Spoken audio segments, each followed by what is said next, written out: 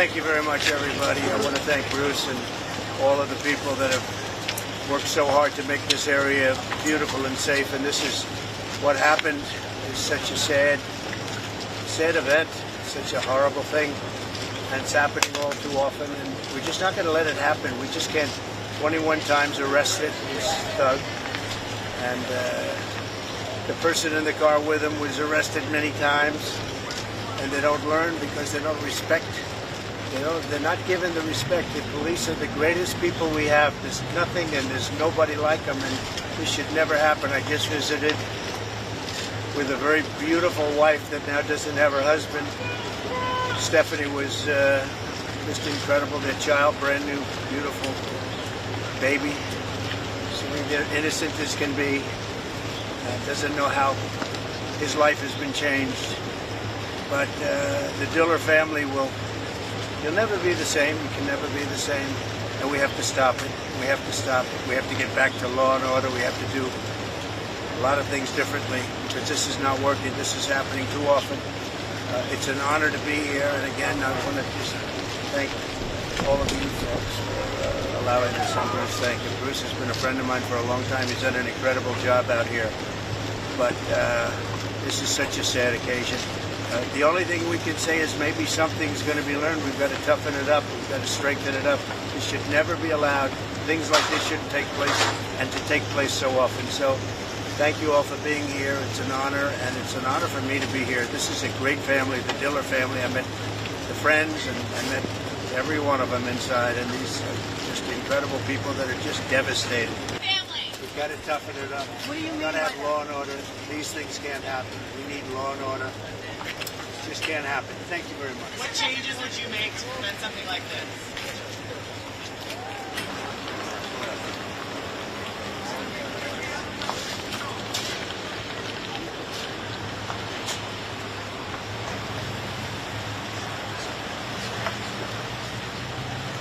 Mr. Trump called the officer's death a horrible tragedy and, as he often does on the trail, broadly called for a crackdown on violent crime without mentioning specific policies.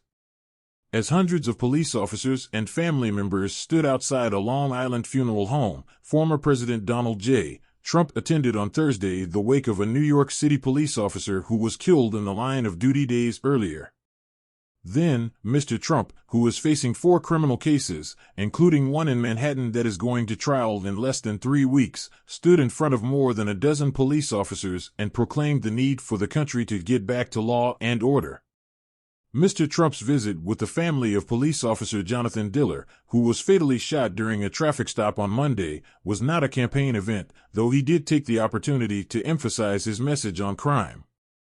He was greeted by New York City's police commissioner and then spent about 30 minutes inside the funeral home with Officer Diller's family, including his widow and 1-year-old son.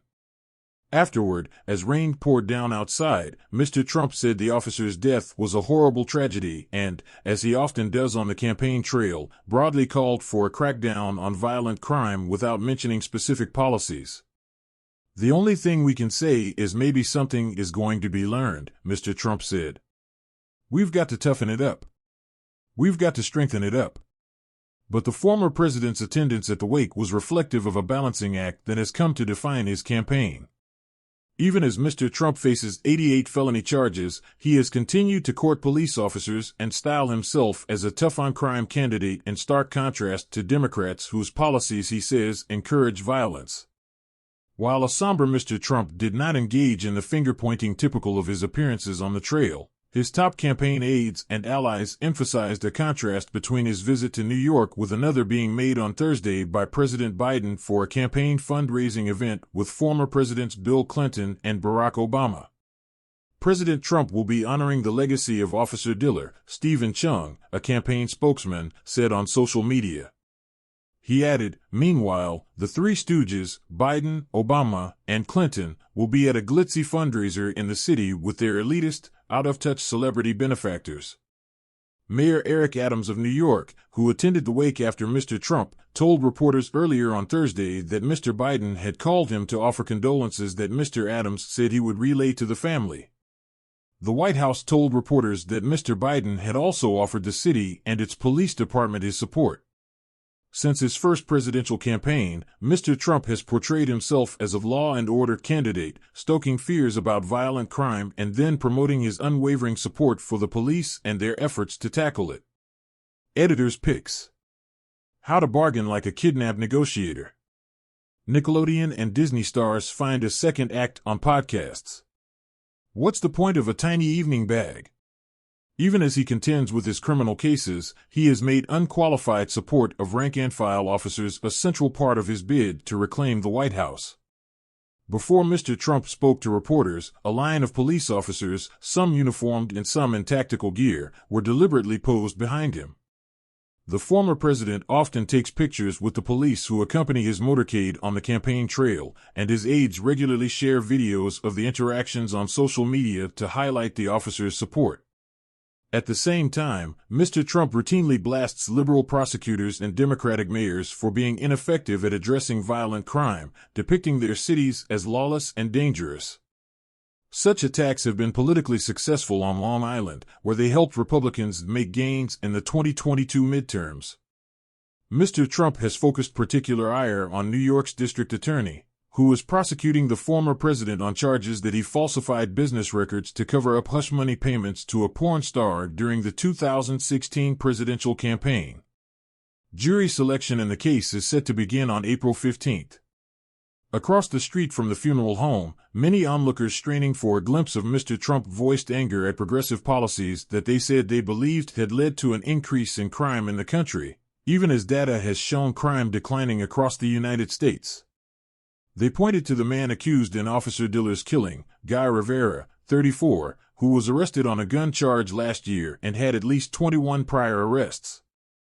Mr. Rivera was charged on Thursday with first-degree murder in the shooting. Deborah Geis, a retired police officer from Massapequa, New York, said Officer Diller was senselessly killed by a man who should have been in jail. Mr. Trump did not elaborate on specific policies he would enact to prevent deaths like Officer Diller's. He has previously swatted down calls for police reform, arguing that it would keep officers from properly fighting crime. On the campaign trail last year, he said shoplifters should be shot. As part of his stump speech, Mr. Trump also vows to help police officers act more freely by indemnifying them from the financial consequences of lawsuits accusing them of misconduct, legal protections that they largely already possess. Yet even as Mr. Trump proclaims his allegiance to police officers, he has recently voiced support for those imprisoned in connection with their roles during the January 6, 2021, attack on the U.S. Capitol, when a mob of his supporters, motivated by his lies about the 2020 election, stormed past police barricades. Some of those supporters were convicted of brutally attacking local and Capitol police officers.